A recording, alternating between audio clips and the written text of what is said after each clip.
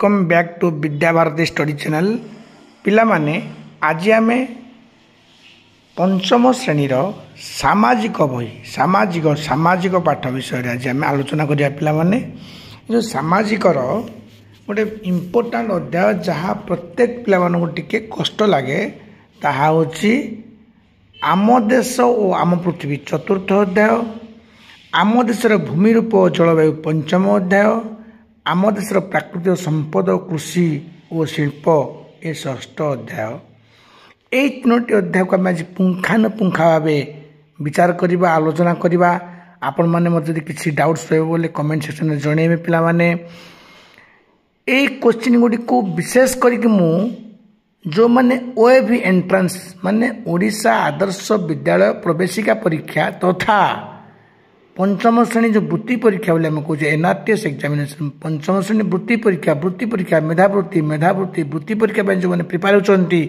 से यहाँ संपूर्ण भाव उपयोगी तेणु आम विलम्ब नक आरंभ करवा आज आम कार्यक्रम है सामाजिक पाठ पंचम श्रेणी सामाजिक पाठ विषय होची आम देश और आम पृथ्वी आम देश और आम पृथ्वी यहाँ हूँ चतुर्थ अध्याय है ना तो पे देख यहाँ मु प्रायतः अनेक क्वेश्चन गुड़िक मु किताब महल पब्लिकेशन जो टेस्ट पेपर अच्छी से टेस्ट पेपर टी मु भल पढ़ी मत भारी भल लगे अन्य पब्लिकेशन तुलन तेणु से मुझे क्वेश्चन कह आपण शुणु पिले प्रथम क्वेश्चन क्यों रेखा पृथ्वी को दुई भाग विभक्त करछि क्यों रेखा पृथ्वी को दुई भाग विभक्त करिछि क्यों रेखा पृथ्वी को दुई भाग माने देखो यह तो काल्पनिक रेखा ना कौन कौन पृथ्वी कौन गोटे रेखा अच्छी ना कौन ना यह एक काल्पनिक रेखा पृथ्वी को क्यों रेखा दुई भाग विभक्त करे आंसर होची विषुव रेखा आंसर होची विषुव रेखा आंसर होची विषुव रेखा पुणी दुई नंबर क्वेश्चन विषुव रेखा पृथ्वीर क्यों महादेश मध्य दी जाइछि विषुव रेखा बारंबार मैं कहूँ देख विषुव रेखा पृथ्वीर क्यों महादेशर मध्यभाग दे जाइछि विषुव रेखा पृथ्वीर क्यों महादेशर मध्यभाग दे जाइछि आंसर होची आफ्रिका तमाने आफ्रिका महादेशर मध्यभाग दे विषुव रेखा जाइछि आम समझते बुझले पिले प्रत्येक क्वेश्चन हृदयंगम करा विषुव रेखा माने कौन यह एक काल्पनिक रेखा बारंबार कौच पिले यह एक काल्पनिक रेखा यह एक काल्पनिक रेखा पिले बर्तमान देख पिले आम गोटे क्वेश्चन पुणी पढ़ा क्वेश्चन आज कौन ना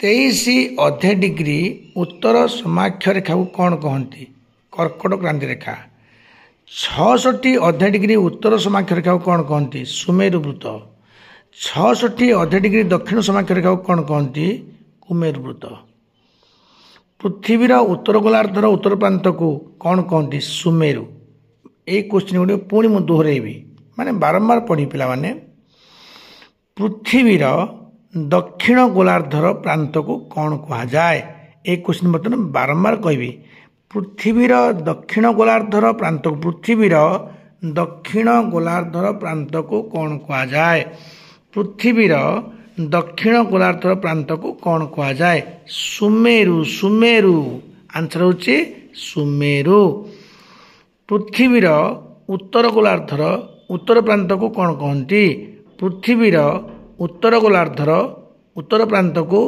कौन कहती क्वेश्चन पुणी कहूँ पिले पृथ्वीर उत्तर गोलार्धर उत्तर प्रांत को कौन कहती सुमेरु तमाने आम पढ़ले पूर्व क्वेश्चन टी कहूँ पृथ्वीर दक्षिण गोलार्धर प्रांत को कुमेरु कहती पृथ्वीर उत्तर गोलार्धर प्रांत उत्तर प्रांत को कौन कहती सुमेरु कहती पुणी कहूँ पिले पृथ्वीर दक्षिण गोलार्धर प्रांत को सुमेरु पृथ्वीर उत्तर गोलार्धर उत्तर प्रांत को सुमेरु से हूँ कुमेरु या सुमेरु आ कौन पृथ्वीर दक्षिण गोलार्धर प्रांत को कुमेरु पृथ्वीर दक्षिण गोलार्धर प्रांत को कुमेरु पृथ्वीर दक्षिण गोलार्धर प्रांत को कुमेरु पृथ्वीर दक्षिण गोलार्धर प्रांत को कुमेरु पृथ्वी उत्तर गोलार्धर उत्तर प्रांत को सुमेरु ताले 66 अधे डिग्री दक्षिण समाख्य रेखा को कौन कहती 66 अधे डिग्री दक्षिण समाख्य रेखा को कौन कहती ना कुमेरु वृत्त कहती 66 अधे डिग्री उत्तर समाख्य रेखा को कौन कहती सुमेरु वृत्त कहती 66 अधे डिग्री दक्षिण समाख्य रेखा को कौन कहती कुमेरु वृत्त कहती 66 अधे डिग्री दक्षिण समाख्य रेखा को कौन कहती कुमेरु वृत्त कहती तार उल्टाटा 66 डिग्री उत्तर समाख्य रेखा को कौन कहती सुमेरु कहती ताले 23 अधे डिग्री उत्तर समाख्य रेखा को कौन कहती कर्कट क्रांति रेखा कहती उत्तर समाख्य रेखा को माने 23 अधे डिग्री उत्तर समाख्य रेखा 23 अधे डिग्री उत्तर समाख्य रेखा को कौन कहती कर्कट क्रांति रेखा कहती आरंभ होला विश्व वृत्तर उत्तर पटे थिबा वृत्त को कौन कहा जाए विश्व वृत्तर उत्तर पटे थिबा वृत्त को कौन कहा जाए विश्व वृत्तर उत्तर पटे थिबा वृत्त को कौन कहा जाए कर्कट क्रांति कहा जाए पुणी एक क्वेश्चन टी बारंबार पिले पढ़ी विश्व वृत्तर उत्तर पटे थिबा वृत्त को कौन कहा जाए कर्कट क्रांति कहा जाए विश्व वृत्तर उत्तर पटे थिबा वृत्त को कौन कहा जाए कर्कट क्रांति कहा जाए भूगोलक समतल अंचल गुड़ी को केउ रंग द्वारा दर्शाई था बर्तमान आसला आमर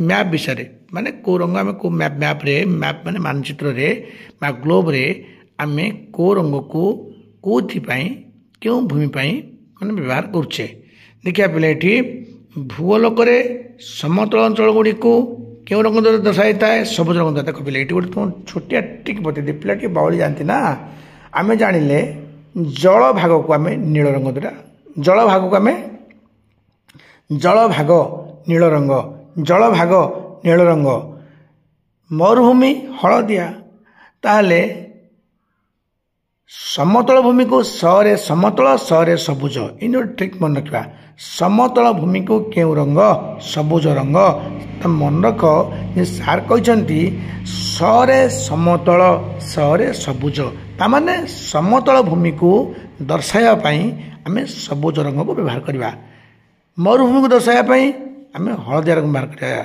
जल भाग को दर्शाइवाई आम नील रंग को व्यवहार करवा तापर आसला मालभूमि को फिका बादामी मालभूमि को फिका बादामी पहाड़िया को बादामी पहाड़िया को बादामी रंग द्वारा सूचित करवा पहाड़िया को बादामी रंग द्वारा सूचित करवा मालभूमि को फिका बादामी मालभूमि को फिका बादामी द्वारा रंग द्वारा आम सूचित करवा पिले बर्तमान नेक्स्ट क्वेश्चन जा पे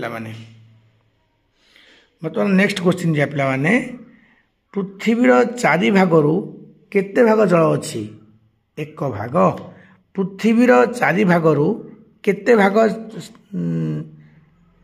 भाग नहीं देख भूल कही पे भूल गला टे आम पृथ्वीर चारि भागर केते भाग स्थल भाग अच्छी ये हूँ एक भाग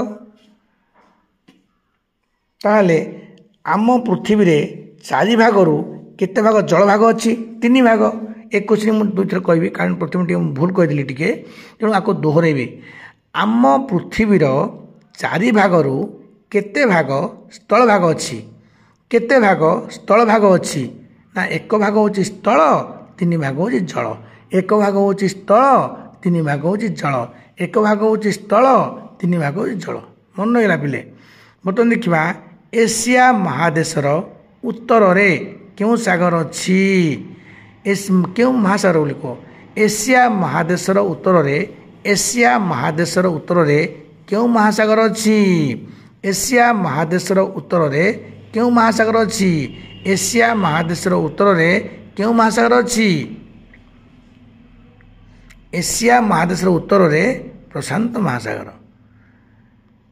तापर देखा केउंटी बड़ महादेश एशिया हूँ बड़ महादेश भारत क्यों महादेश अवस्थित एशिया महादेश अवस्थित भारत क्यों महादेश अवस्थित एशिया महादेश अवस्थित भारतर उत्तर रे क्यों देश अवस्थित बर्तमान आम भारतर पड़ोसी राष्ट्र विषय टी बर्तमान देखा पे भारतर पड़ोसी राष्ट्र भारतर पूर्व रे किए अच्छी ना भारतर पूर्व रे आम देखा उत्तर रे अच्छी चीन भारतर उत्तर रे ଭାରତର ଉତ୍ତର ଦିଗରେ ଭାରତର ଯେଉଁ ପଡ଼ୋଶୀ ରାଷ୍ଟ୍ର କଥା ଆମେ ବିଚାର କରିବା, ପଡ଼ୋଶୀ ମାନେ ଭାରତକୁ ଲାଗି ଯେଉଁମାନେ ଅଛନ୍ତି ଭାରତର ପଡ଼ୋଶୀ ରାଷ୍ଟ୍ର ସେମାନଙ୍କୁ ଆମେ କହିବା, ସେଇ ପଡ଼ୋଶୀ ରାଷ୍ଟ୍ର ବା ଦେଶମାନଙ୍କୁ ଆମେ ଦେଖ କେମିତି ଭାଗ କରିବା ନା ଭାରତର ଉତ୍ତରରେ ଚୀନ, ଭାରତର ଉତ୍ତରରେ ଚୀନ, ଭାରତର ଦକ୍ଷିଣରେ କ'ଣ ଉତ୍ତର ଦକ୍ଷିଣ ପୂର୍ବ ପଶ୍ଚିମ ବିଚାର କରିବା, ଭାରତର ଉତ୍ତରରେ ଚୀନ ଯଦି ଭାରତ ଦକ୍ଷିଣରେ ଶ୍ରୀଲଙ୍କା, ଶ୍ରୀଲଙ୍କା ହେବ, ପୁଣି ମାଳଦ୍ୱୀପ ବା ମାଲଡିଭ ବୋଲି ଆମେ ଯେଉଁ କହୁଛେ ସେ ମାଳଦ୍ୱୀପ ମାଲଡିଭ ମଧ୍ୟ ହେବ ଦୁଇଟି। ଏପଟେ ଦେଖିବା ଭାରତର ପୂର୍ବରେ କେଉଁ ଦେଶ ଅବସ୍ଥିତ ବା ଭାରତର ପୂର୍ବରେ ନେପାଳ, ଭୁଟାନ, ବାଂଲାଦେଶ, ବ୍ରହ୍ମଦେଶ ବା ମିଆଁମାର, ବ୍ରହ୍ମଦେଶ ବା ମିଆଁମାର, ବ୍ରହ୍ମଦେଶ ବା ମିଆଁମାର, ଏ ମିଆଁମାର ରାଜଧାନୀ ହେଉଛି ୟାଙ୍ଗୁନ, ବ୍ରହ୍ମଦେଶ ବା ମିଆଁମାର আর রাজধানী হচ্ছে ইয়াঙ্গুন। তাহলে পুଣି কোন কিছু বলে ଭାରତର ପୂର୍ବରେ କେଉଁ ଦେଶ ଅବସ୍ଥିତ ନା ଭାରତର ପୂର୍ବରେ ପ୍ରଥମେ କହିବା ନେପାଳ, ତାପରେ କହିବା ଭୁଟାନ, ତାପରେ କହିବା ବାଂଲାଦେଶ, ତାପରେ କହିବା କଣ କହିବା ତାପରେ ବ୍ରହ୍ମଦେଶ ମିଆଁମାର ବା ବ୍ରହ୍ମଦେଶ ବା ମିଆଁମାର, ବ୍ରହ୍ମଦେଶ କହିଲେ ହେବ, ମିଆଁମାର କହିଲେ ହେବ, ତାର ରାଜଧାନୀ ହେଉଛି ୟାଙ୍ଗୁନ। ଏଠି ଦେଖିବା ଭାରତର ପଶ୍ଚିମରେ କେଉଁ ଦେଶ ଅବସ୍ଥିତ ନା ଭାରତର ପଶ୍ଚିମରେ ପାକିସ୍ତାନ, ଯିଏକି ପ୍ରତି ମୁହୂର୍ତ୍ତରେ ଆମ ହାତରେ କଳହ ସୃଷ୍ଟି କରୁଛି ସେଇ ପାକିସ୍ତାନ। ଭାରତ ପଶ୍ଚିମରେ ଅଛି ପାକିସ୍ତାନ, ଭାରତର ପଶ୍ଚିମରେ ଅଛି ପାକିସ୍ତାନ, ଭାରତର ପଶ୍ଚିମରେ ଅଛି ପାକିସ୍ତାନ। ତାହେଲେ ଆମେ ଭାରତର ପଡ଼ୋଶୀ ରାଷ୍ଟ୍ର ବିଷୟରେ କିଛି ଜାଣିଗଲେ। ପୂର୍ବରେ ଅଛି କ'ଣ, ପଶ୍ଚିମରେ ଅଛି କେଉଁ ଦେଶ, ଉତ୍ତରରେ କେଉଁ ଦେଶ ଅଛି, ଦକ୍ଷିଣରେ କେଉଁ ଦେଶ ଅଛି, ଆମେ ଟିକେ ଜାଣିଗଲେ। ଆପରେ ପୁଣି ବିସ୍ତୃତ ଭିଡ଼ିଓ ପୁଣି ମୁଁ ଟିକେ କରିବି ପିଲାମାନେ। ବର୍ତ୍ତମାନ ପାଇଁ ଏତିକି ତମେ ଶୁଣିବ। ହଉ, ଆଉ ଦେଖିବା ମକର କ୍ରାନ୍ତି ରେଖା ଓ କୁମେରୁ ବୃତ୍ତ ମଧ୍ୟବର୍ତ୍ତୀ ଅଞ୍ଚଳକୁ କ'ଣ କହନ୍ତି? এই କୋଶ୍ଚିନ୍ ବାରମ୍ବାର ମୁଁ କହୁଛି। ମକର କ୍ରାନ୍ତି ରେଖା ଓ କୁମେରୁ ବୃତ୍ତ ମଧ୍ୟବର୍ତ୍ତୀ ଅଞ୍ଚଳକୁ କ'ଣ କହନ୍ତି? ମକର କ୍ରାନ୍ତି ରେଖା ଓ କୁମେରୁ ବୃତ୍ତ ମଧ୍ୟବର୍ତ୍ତୀ ଅଞ୍ଚଳକୁ କ'ଣ କହନ୍ତି? ମକର କ୍ରାନ୍ତି ରେଖା ଓ କୁମେରୁ ବୃତ୍ତ ମଧ୍ୟବର୍ତ୍ତୀ ଅଞ୍ଚଳକୁ କ'ଣ କହନ୍ତି? ଦକ୍ଷିଣ ନାତିଶୀତୋଷ୍ଣ ମଣ୍ଡଳ କହନ୍ତି। ମକର କ୍ରାନ୍ତି ରେଖା ଓ କୁମେରୁ ବୃତ୍ତ ମଧ୍ୟବର୍ତ୍ତୀ ଅଞ୍ଚଳକୁ କ'ଣ କହନ୍ତି? ଦକ୍ଷିଣ ନାତିଶୀତୋଷ୍ଣ ମଣ୍ଡଳ କହନ୍ତି। ପୁଣି ବାରମ୍ବାର এই କୋଶ୍ଚିନ୍ଟି କହିବି। ମକର କ୍ରାନ୍ତି ରେଖା ଓ କୁମେରୁ ବୃତ୍ତ ମଧ୍ୟବର୍ତ୍ତୀ ଅଞ୍ଚଳକୁ କ'ଣ କହନ୍ତି? ଦକ୍ଷିଣ ନାତିଶୀତୋଷ୍ଣ ମଣ୍ଡଳ କହନ୍ତି। ତାପରେ କୋଶ୍ଚିନ୍ ହେଲା କର୍କଟ କ୍ରାନ୍ତି ରେଖା ଓ ମକର କ୍ରାନ୍ତି ରେଖାର ମଧ୍ୟବର୍ତ୍ତୀ ଅଞ୍ଚଳକୁ କ'ଣ କହନ୍ତି? କର୍କଟ କ୍ରାନ୍ତି ରେଖା ଓ ମକର କ୍ରାନ୍ତି ରେଖାର କର୍କଟ କ୍ରାନ୍ତି ରେଖା ଓ ମକର କ୍ରାନ୍ତି ରେଖାର କର୍କଟ କ୍ରାନ୍ତି ରେଖା ଓ ମକର କ୍ରାନ୍ତି ରେଖାର ମଧ୍ୟବର୍ତ୍ତୀ ଅଞ୍ଚଳକୁ କ'ଣ କହନ୍ତି? ଗ୍ରୀଷ୍ମମଣ୍ଡଳ କହନ୍ତି। ସୂର୍ଯ୍ୟଙ୍କ କିରଣ ବର୍ଷ ସାରା ଅଧିକ ପାଉଥିବା ଅଞ୍ଚଳକୁ କ'ଣ କୁହାଯାଏ? ସେଇ ଗ୍ରୀଷ୍ମମଣ୍ଡଳ। ସୂର୍ଯ୍ୟଙ୍କର ଲମ୍ବ କିରଣ ପ୍ରାୟ ବର୍ଷସାରା କେଉଁ ଅଞ୍ଚଳରେ ପଡ଼େ? ବିଷୁବରେଖାରେ ପଡ଼େ। ସୂର୍ଯ୍ୟଙ୍କର ଲମ୍ବ କିରଣ ପ୍ରାୟ ବର୍ଷ ସାରା କେଉଁ ଅଞ୍ଚଳରେ ପଡ଼େ? ବିଷୁବରେଖା ଅଞ୍ଚଳରେ ପଡ଼େ। ପିଲାମାନେ ଏଇଠି ଗୋଟେ କହିବି, ପିଲାମାନେ ଏଇଟା 7th କ୍ଲାସ୍ ପିଲାଙ୍କ ପାଇଁ ଦରକାର। ତୁମମାନଙ୍କୁ ଅଧିକ କହିଲେ ବି ତୁମମାନେ ଭାରକ୍ରାନ୍ତ ହେବ, ତଥାପି ମନେ ରଖିଲେ ଆଫ୍ରିକାର ଏପରି ଗୋଟିଏ ଅଞ୍ଚଳ ଅଛି ଯାହାର ନାମ ହେଉଛି ଅଲ୍ আজিଜିଆ। ସେ ଅଲ୍ আজিଜିଆର ତାପମାତ୍ରା ହେଉଛି 50 ଡିଗ୍ରୀ ସେଲସିୟସ୍। ମାନେ ହିସାବ କର ପିଲେ, 100 ଡିଗ୍ରୀ ସେଲସିୟସ୍ରେ ପାଣି ଗରମ ହେଇକି ଟକମକ ଫୁଟିଲା, ଉପରୁ ବାଷ୍ପୀଭୂତ ହେଇଗଲା। ଇଏ 50 ଡିଗ୍ରୀ ସେଲସିୟସ୍, ମାନେ ତୁମେ ଭାବ ତା ସେଠିକାର ଅବସ୍ଥା। ତେଣୁ ସେଠି ଯେଉଁ ବୃଷ୍ଟିପାତ ପ୍ରତିଦିନ ହୁଏ ତାକୁ ପରିଚାଳନ ବୃଷ୍ଟିପାତ କୁହାଯାଏ। ଏହା ପରେ ଆମେ ଡିସ୍କସନ୍ କରିବା। ମନେ ରହିଲା? ବର୍ତ୍ତମାନ ଦେଖିବା ଭାରତର ପଶ୍ଚିମରେ କେଉଁ ସାଗର ଅଛି?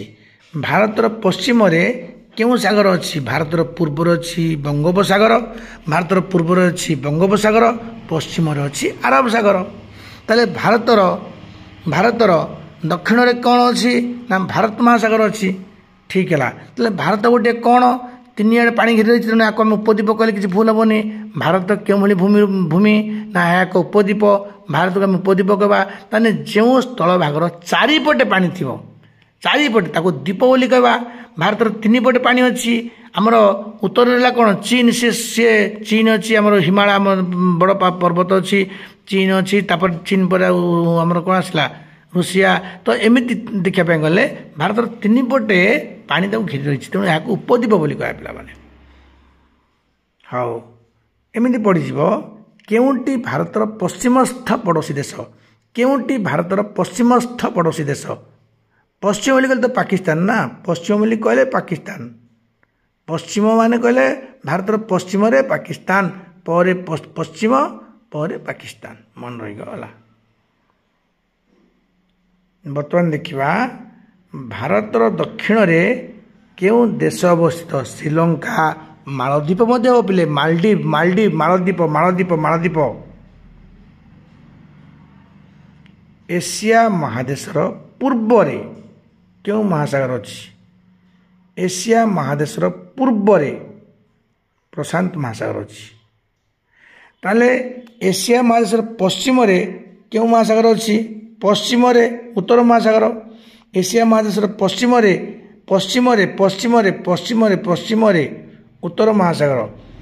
ଏସିଆ ମହାଦେଶର ପୂର୍ବରେ ପ୍ରଶାନ୍ତ ମହାସାଗର। ତାହେଲେ ପିଲେ ଦେଖିବା, ବର୍ତ୍ତମାନ ମୁଁ ଆପଣମାନଙ୍କୁ କହିଲି ବିଭିନ୍ନ ରଙ୍ଗ ବିଷୟରେ କହିଦେଲି। ପୁଣି ଏଠି କହିବି ପିଲାମାନେ, ବିରକ୍ତ ହୁଅ ନାହିଁ ପିଲେ, ଏଇ କୋଶ୍ଚିନ୍ଟି ପ୍ରତିବର୍ଷ ଆସିବ। ଯେଉଁ ଆମର ଯେଉଁ ମାନଚିତ୍ରରେ ବିଭିନ୍ନ ଭୂମି ରୂପକୁ ଦର୍ଶାଇବା ପାଇଁ ଆମେ ଯେଉଁ ରଙ୍ଗ ବା କେଉଁ ରଙ୍ଗ ମାରୁଛେ, ସେଇ ଉପରେ ଗୋଟିଏ କୋଶ୍ଚିନ୍ ପ୍ରତିଥର ହିଁ ଆସିଛି। ଆପଣ ଦେଖନ୍ତୁ ପ୍ରତିବର୍ଷ ଆସୁଛି ପରୀକ୍ଷାରେ, ସେ OAB ପରୀକ୍ଷା ହେଉ କି ଆମର ଯେଉଁ ମେଧାବୃତ୍ତି ପରୀକ୍ଷା ହେଉ, ଗୋଟିଏ କୋଶ୍ଚିନ୍ ଆସିବ। ତେଣୁ ପୁଣି ଏ କୋଶ୍ଚିନ୍ କହିସାରିଲିଣି, ପୁଣି ଦୋହରାଇବି, ବିରକ୍ତ ହୁଅନି ପିଲେ। ତେଣୁ ମୁଁ କହୁଛି ପିଲେ, ଦେଖ ଆମେ ମାନଚିତ୍ରରେ ଯେତେବେଳେ ରଙ୍ଗ ମାରୁ, କେଉଁ ଭୂମି ପାଇଁ କେଉଁ ରଙ୍ଗ? ନା ଜଳଭୂମି ପାଇଁ, ଜଳଭାଗ ପାଇଁ, ଜଳଭାଗ ପାଇଁ, ଜଳଭାଗ ପାଇଁ ନୀଳ, ନୀଳ, ଜଳଭାଗ ପାଇଁ ନୀଳ, ଜଳଭାଗ ପାଇଁ ନୀଳ, ମରୁଭୂମି ପାଇଁ ହଳଦିଆ, ମରୁଭୂମି ପାଇଁ ହଳଦିଆ। ବର୍ତ୍ତମାନ ଆସିଲା ପାହାଡ଼, ସମତଳ ଭୂମି।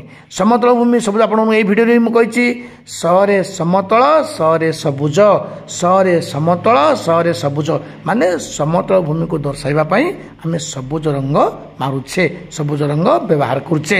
ତାପରେ ଆସିଲା ମରୁଭୂମି ହଳଦିଆ, ତାପରେ ଆସିଲା ପାହାଡ଼ିଆ ଭୂମିକୁ ବାଦାମୀ, ପାହାଡ଼ିଆ ଭୂମି ପାଇଁ ବାଦାମୀ, ପାହାଡ଼ିଆ ଭୂମିକୁ ଆମେ ବାଦାମୀ ରଙ୍ଗରେ ସୂଚିତ କରିବା। ମାଳଭୂମିକୁ ଫିକା ବାଦାମୀ, ମାଳଭୂମିକୁ ଫିକା ବାଦାମୀ। ତାହେଲେ ଏଇଟାକୁ ମୁଁ ଦୁଇଥର କହିଦେଲି ବୋଧେ, ଏଇ ଯେଉଁ ରଙ୍ଗ ଏମିତି ପଡ଼ିବ ପିଲେ।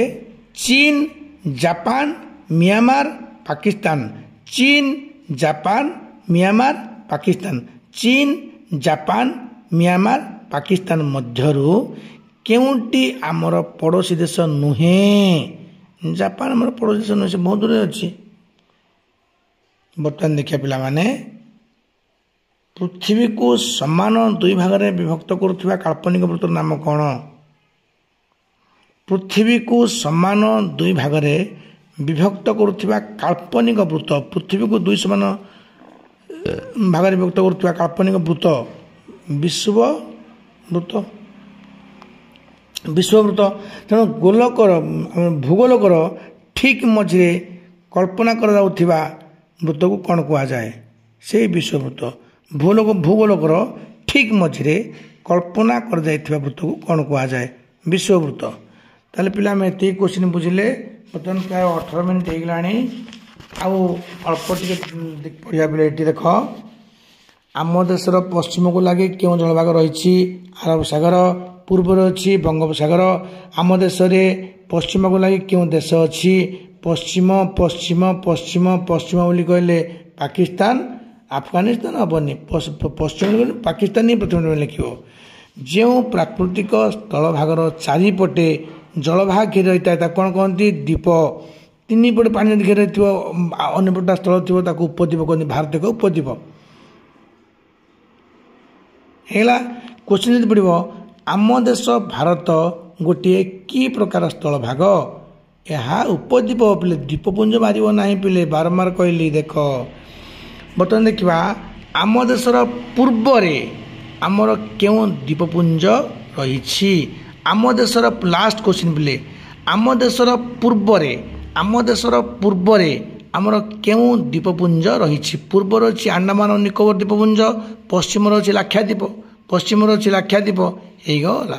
ତାହେଲେ ପିଲେ ଏଠି ଗୋଟିଏ କୋଶ୍ଚିନ୍ ଆପଣମାନଙ୍କୁ ଟିକେ କଷ୍ଟ ଲାଗିବ, ମୁଁ ବାରମ୍ବାର କହିଦେଉଛି ପିଲେ, ଏଇ ତିନୋଟି କୋଶ୍ଚିନ୍ ଭଲରେ ମନେ ରଖ। ସୁମେରୁ ବୃତ୍ତ ଓ ସୁମେରୁର ମଧ୍ୟବର୍ତ୍ତୀ ଅଞ୍ଚଳକୁ ଉତ୍ତର ହିମମଣ୍ଡଳ କହନ୍ତି। କର୍କଟ କ୍ରାନ୍ତି ଓ ସୁମେରୁ ବୃତ୍ତ ମଧ୍ୟବର୍ତ୍ତୀ ଅଞ୍ଚଳକୁ ଉତ୍ତର ନାତିଶୀତୋଷ୍ଣ ମଣ୍ଡଳ କହନ୍ତି। सुमेरुवृत्त और कुमेर मध्यवर्ती अंचल को दक्षिण हिममंडल कहते। ये 3टी क्वेश्चन पे भल देखिए रही पे